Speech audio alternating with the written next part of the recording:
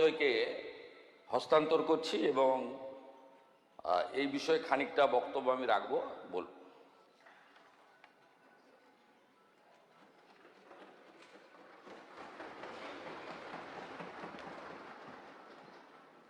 মাননীয় অধ্যক্ষ মহোদয়,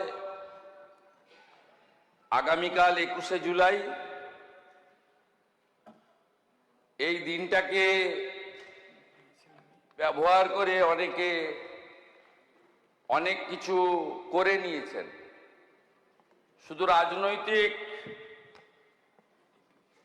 পদ বা সরকারি ক্ষমতা নয়, ব্যক্তিগত বিষয় সম্পত্তি, আমেরিকায় গিয়ে চোখের চিকিৎসা, চার্টার ফ্লাইটে ঘোরা, হরিশ চ্যাটার্জি হরিশ মুখার্জি স্ট্রিটে 38টা প্লটের মালিক হওয়া, অসংখ্য প্রাসাদের মতো বাড়ি তৈরি করা, অনেক অনেক কিছু করে নিয়েছেন। কিন্তু 21শে জুলাই কি হয়েছিল, কেন হয়েছিল, কারা করেছিল, পশ্চিমবাংলার 11 কোটি জনতা জনার্দন এখনো জানতে পারল না। কমিশন অনেক আগে রিপোর্ট দিয়েছে। নিয়ম হলো কমিশনের রিপোর্ট পাওয়ার পরে মন্ত্রিসভাকে জ্ঞাত করে সেটা বিধানসভাতে টেবিল করা যায়, অথবা বিধানসভা না চললে জনসমক্ষে আনা যায়। যেহেতু বিধানসভা চলছে, তাই আমি অন্য কোনো প্ল্যাটফর্ম থেকে এটা করতে পারি না।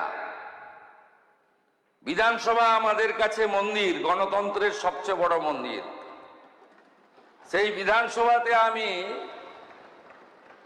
এটা সচিব মহোদয়কে দিয়ে দিলাম আপনার অনুমতি নিয়ে।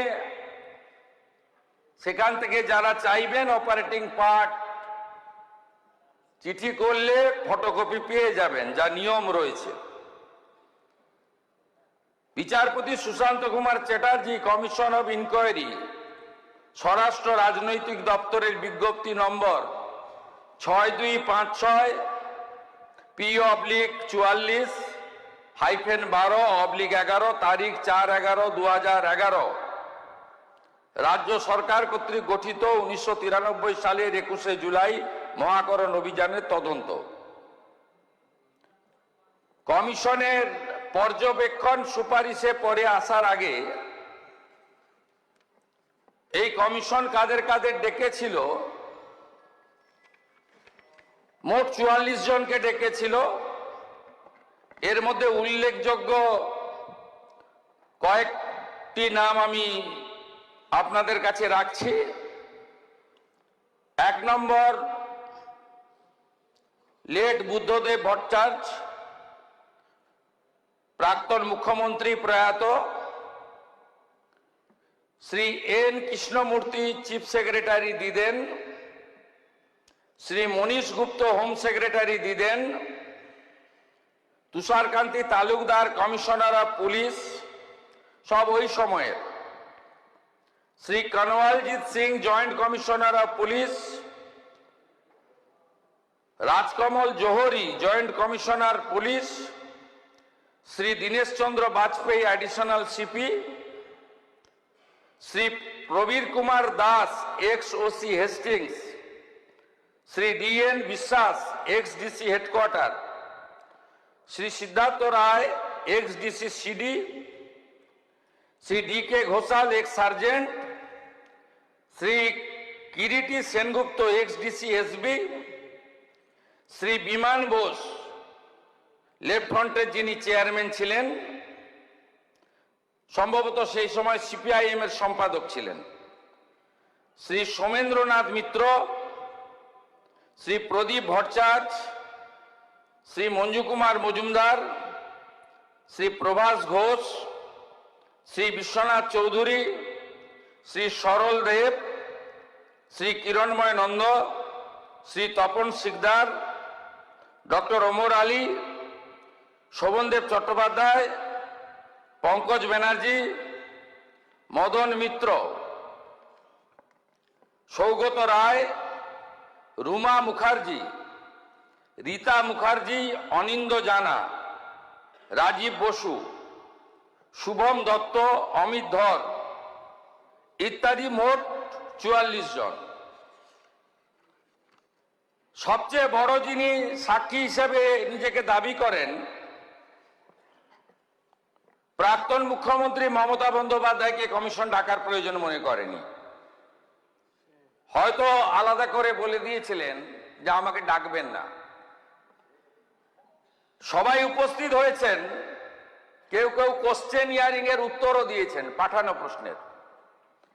একজন রিফিউজ করেছিলেন যে আমি সাক্ষী দিতে যাব না, তার নাম হলো প্রাক্তন অপোজিশন লিডার 2001 থেকে 2006 প্রয়াত Pankaj Banerjee.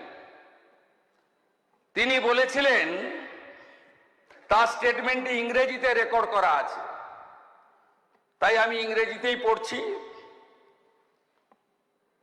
When summoned by the commission as the first victim of the 1993 agitation, where is sustained head injury, that means late Pankaj Banerjee, expressed his inability to depose and gave a statement to the media that I believe that the person solely responsible for the firing was none other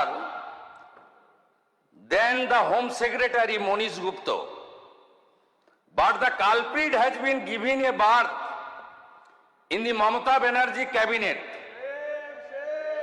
It is quite apparent why the commission could not take his name or hold Monish Gupta responsible. The commission did it under the direction of the powers that be. এই স্টেটমেন্টটা উনি দিয়েছিলেন Times of India 1/1/2015, কমিশনকেও জানিয়েছেন internally আর পাবলিকলিও বলেছেন। আর বাকিরা গেছেন। এই কমিশনের যে ইনকোয়ারি রিপোর্ট, সেই ইনকোয়ারি রিপোর্টে কমিশন যে মূল অবজারভেশনগুলো দিয়েছে, যা এটাতে আছে, পি নীরজ নয়ন, প্রিন্সিপাল সেক্রেটারি। এটাতে আমি বাংলা করে আপনাদেরকে বলছি। এক, আইন অনুযায়ী প্রয়োজনীয় যথাযথ নির্বাহী তদন্ত এক্সিকিউটিভ ইনকোয়ারি হয়েছিল বলে কমিশন মনে করে না। সম্পূর্ণ নির্বাহী তদন্ত প্রক্রিয়াটি ন্যায্য, যথাযথ, সরল বিশ্বাসে সম্পন্ন হয়েছে বলে প্রতীয়মান হয় না।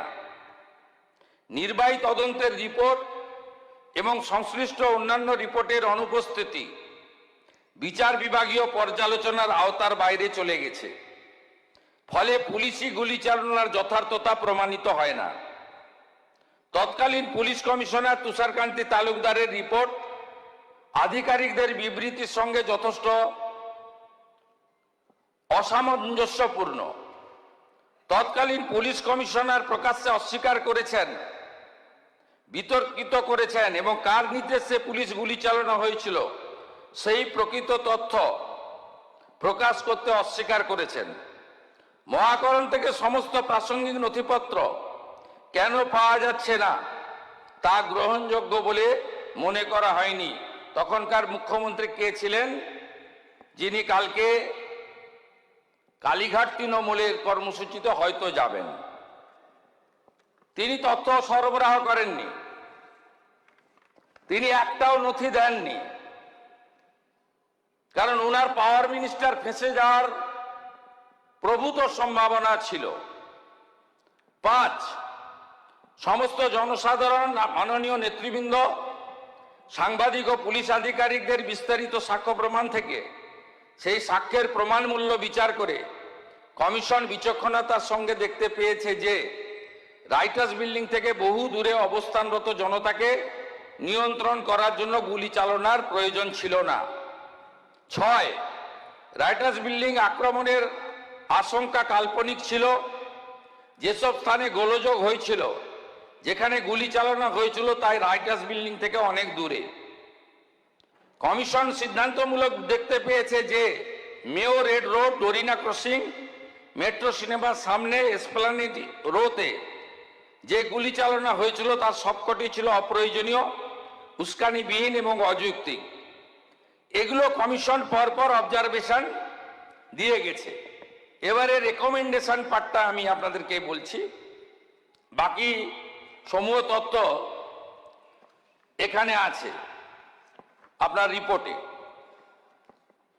কমিশনের সুপারিশ, রাইটার্স বিল্ডিংয়ে কিভাবে প্রয়োজনীয় গুরুত্বপূর্ণ নথিপত্র সংরক্ষণ করতে পারছে না সে বিষয়ে কার্যকর ব্যবস্থা গ্রহণ করা রাজ্য সরকারের দায়িত্ব।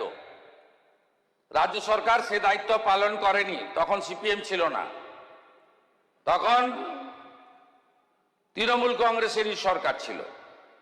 রাইটার্স বিল্ডিংয়ে প্রয়োজনীয় নথিপত্র সংরক্ষণ না করার দায়িত্ব চিহ্নিত করার জন্য যথাযথ, প্রকৃত, সরল বিশ্বাসে আইনসঙ্গত পদক্ষেপ শুরু করা উচিত। 2026 সালের নির্বাচনের আগে পর্যন্ত এ বিষয়ে কালকে যারা ভাষণ দেবেন তাদের ভূমিকা নেতিবাচক ছিল, উদাসীন ছিল। ভবিষ্যতে অনুরূপ দুর্ঘটনা এড়াতে রাইটার্স বিল্ডিংয়ে অবস্থিত রাজ্য সরকারের সদর দপ্তরে ও লালবাজারে পুলিশ দপ্তরে নথিপত্র হারিয়ে যাওয়ার কারণ সম্পর্কে যথাযথ তদন্ত করা উচিত। এক্ষেত্রেও আপনারা আপনাদের দায়িত্ব পালন করেননি। যে সমস্ত ভুক্তভোগী মারা গেছেন, যে সমস্ত ভুক্তভোগী আহত হয়েছেন, তারা ক্ষতিপূরণ পাওয়ার যোগ্য, কারণ তারা একটি আন্দোলনে অংশগ্রহণ করার জন্য কষ্ট ভোগ করেছেন। মৃত ভুক্তভোগীদের শহীদ হিসেবে গণ্য করা উচিত এবং এদেরকে শহীদ হিসেবে গণ্য করার রেকমেন্ডেশন করেছেন। কমিশন যে 12 জনকে পোস্টমর্টমের পরে চিহ্নিত করা হয়েছে, তাদের পরিবার, তাদের প্রত্যেককে 25 লক্ষ করে টাকা আর আহতদের 5 লক্ষ করে টাকা দেওয়ার সুপারিশ করছে। কি করেছেন আপনারা? আপনারা মৃতদের দিয়েছেন 2 লক্ষ করে টাকা আর আহতদের দিয়েছেন 15,000 করে টাকা। লজ্জা লাগে না?